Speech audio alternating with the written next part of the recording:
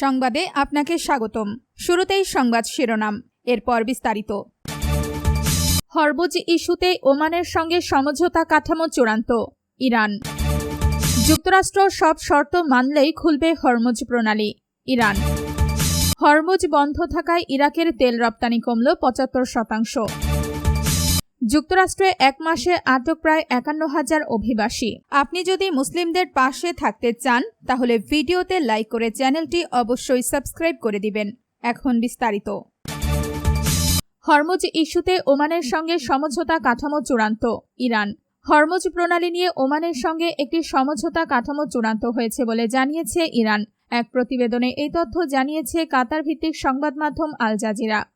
ইরানের পার্লামেন্টের জাতীয় নিরাপত্তা কমিশনের মুখপাত্র হাসান ঘাসঘাভি রাষ্ট্রীয় সংবাদ সংস্থা ইরনাকে বলেন, ওমানের সঙ্গে সমঝোতার সাধারণ কাঠামো নির্ধারণ করা হয়েছে।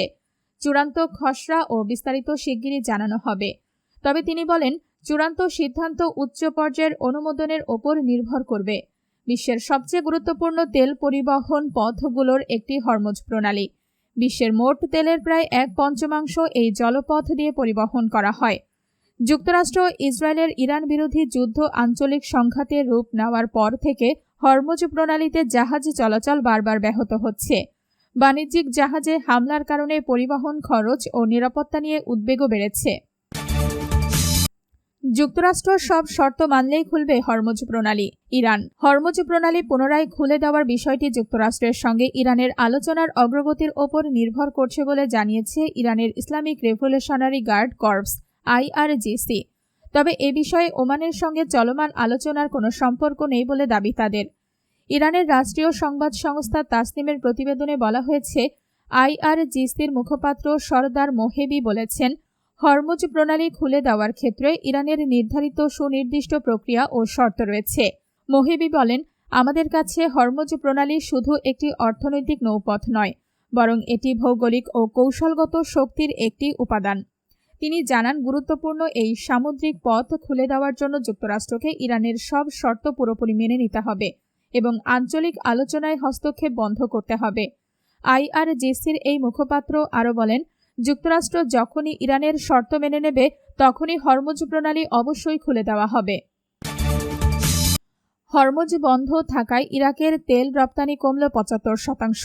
হরমুজ প্রণালীতে অবরুদ্ধ পরিস্থিতির কারণে ইরাকের তেল রপ্তানি ৭৫% কমে গেছে বলে জানিয়েছেন দেশটির তেলমন্ত্রী বাশেম মোহাম্মদ খুদাইর। যুক্তরাষ্ট্র ও ইসরায়েলের ইরান যুদ্ধের জেরে এই সংকট তৈরি হয়েছে বলে উল্লেখ করে এক সংবাদ সম্মেলনে তিনি জানান যে, যুদ্ধের আগে ইরাক দৈনিক প্রায় ৩৪ লাখ ব্যারেল তেল রপ্তানি করত এবং ভবিষ্যৎ রপ্তানি পথ বহুমুখী করার জন্য কার্যকর সমাধান খোঁজা জরুরি। বর্তমান পরিস্থিতি তুলে ধরে তিনি বলেন যে, দেশটিতে বর্তমানে দৈনিক ২৭ লাখ ব্যারেল তেল উৎপাদিত হচ্ছে এবং এর মধ্যে মাত্র ১৫ থেকে ১৭ লাখ ব্যারেল তেল রপ্তানি করা সম্ভব হচ্ছে।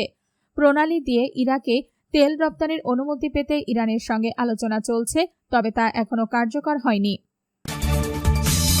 যুক্তরাষ্ট্রে এক মাসে আটক প্রায় ৫১,০০০ অভিবাসী। যুক্তরাষ্ট্রের অভিবাসন ও শুল্ক প্রয়োগকারী সংস্থা ICE গত মাসে প্রায় ৫১,০০০ অভিবাসীকে গ্রেফতার করেছে, যা সংস্থাটির ইতিহাসের যে কোনো এক মাসে সর্বোচ্চ গ্রেফতারের রেকর্ড। ট্রাম্প প্রশাসনের দেশব্যাপী অভিবাসন বিরোধী কঠোর অভিযান জোরদার করার ফলেই এই রেকর্ড সংখ্যক গ্রেফতারের ঘটনা ঘটেছে। ICE এর প্রকাশ করা তথ্য এবং মার্কিন গণমাধ্যমের বরাতে জানা যায়, গত মাসে সংস্থাটি প্রতিদিন গড়ে প্রায় ১,৬৪৫ জনকে গ্রেফতার করেছে। এর আগে গত জুনে প্রায় ৪৩,০০০ গ্রেফতারের রেকর্ড হয়েছিল, যা ভেঙে টানা দ্বিতীয় মাসের মতো নতুন রেকর্ড গড়ল সংস্থাটি। দ্বিতীয় মেয়াদে হোয়াইট হাউসে ফিরে প্রেসিডেন্ট ডোনাল্ড ট্রাম্প অবৈধভাবে বসবাসকারী ব্যক্তিদের চিহ্নিত ও বহিষ্কারের অভিযান জোরদার করার নির্দেশ দেওয়ার পরই এই ব্যাপক গ্রেফতার অভিযান শুরু হয়।